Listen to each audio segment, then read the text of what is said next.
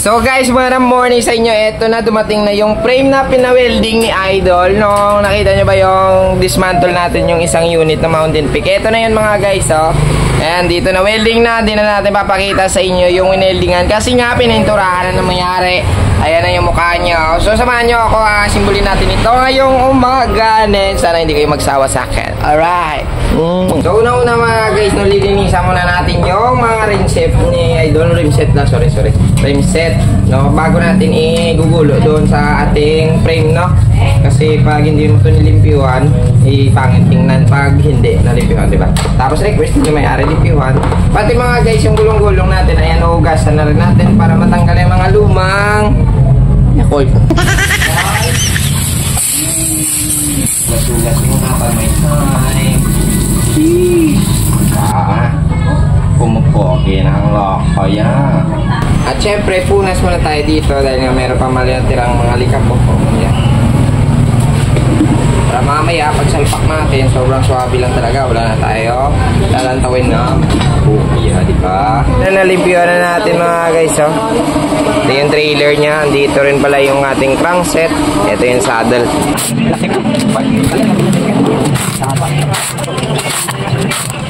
Yan, kamit muna natin ito. Tapos lagyan natin mamaya ng ganito. Check muna. Tapos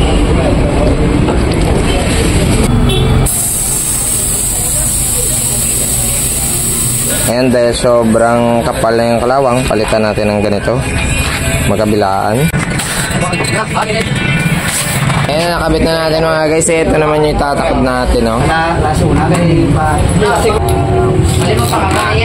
So ayan na mga guys ang ating rim set. Natapos na natin. Nakabit na natin yung ating cogs na bago, yung jaw pala ito mga guys. And then this one, yung ating rotor bolt.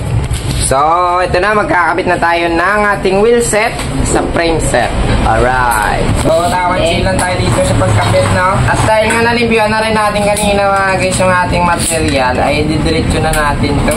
Natapos rin tayo sa lagay kanina ng yakult. Maraming tigas. So ito lang. Ayan, tumatakbo na.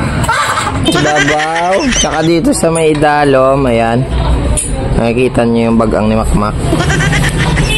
Alright. Lagyan din natin ng pampadanlog, konti lang. Tamang gulo lang tayo dito mga guys, no? Sheesh. Yun. Yun. Ang ganda. Grabe. So ito na. Isalok muna natin to. Ang rapel niya lang. Yun. Damn. Dito lagyan din natin ito mga guys. Siguraduhin talaga natin na lahat may pampadanlog kasi pag wala, sigurado maguguba. Gago!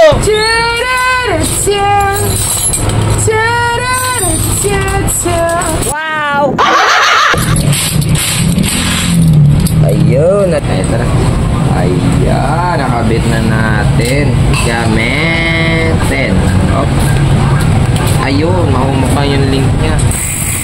Ah, grabe ba? Oh my God! Ito na, saddle naman mga guys. Ayan, ganyan na magkabit. Madalian lang ito. Papalitan pala natin mga guys ng disc pad yung ating brakes. Ayan, oh. Ito yung mga guys yung disc pad. Oh. Ayan, nakita nyo naman siguro. GO1S yung ano nito, yung model niya. So ang kakabitan natin na preno is-select yung kakabitan natin kasi nga yung brakes ni Idol na-stuck na, parang merong kalawang sa loob. Tapos dito sa malikodan, ayun, manipis na, oh. What's going on? Ayan, nakakas natin. So, gulo na natin. Mabilisan ito mga guys. Ayan, diba? Sobrang cute na lang natin nagawa. Pero pakita ko sa inyo mga guys kung ano yung mukha niya. Eto. Yan na siya mga guys, yung nakabit natin disc pad. Damn!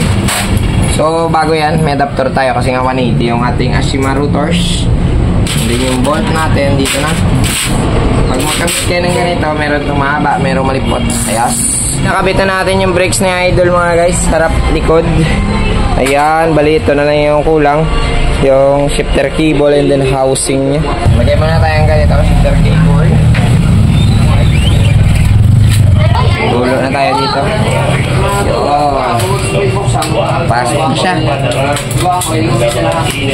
So ito na katapusan na igugulo natin mga guys yung housing sa likodan paputungo dito sa may ating rear derailleur. So meron na yung mga stopper, sabay dito kabit na lang.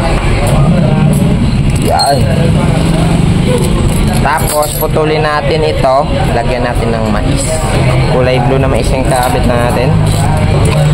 Yun. Putol siya agad mga guys. Okay, ayan na. Alay na lang tayo ng kambya. Alay na tayo ng kambyada mga guys. Maabot na yung ipapo mga guys. Ayun! Ayun! Ayun!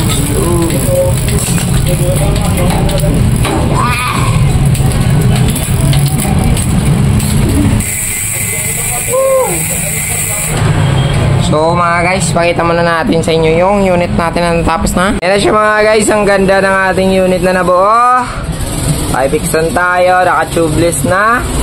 Yung crankset, cool. Bago yung cogs natin. Syempre, nalinisan na yung RD. Hey! Ha! Sana all. May bitak noon. Bike na ngayon. Uy, sana all. So ayun mga guys, maraming salamat pala sa nanonood na ating video. Sana ay at maraming salamat sa ulitin. Paalam na po. Bye!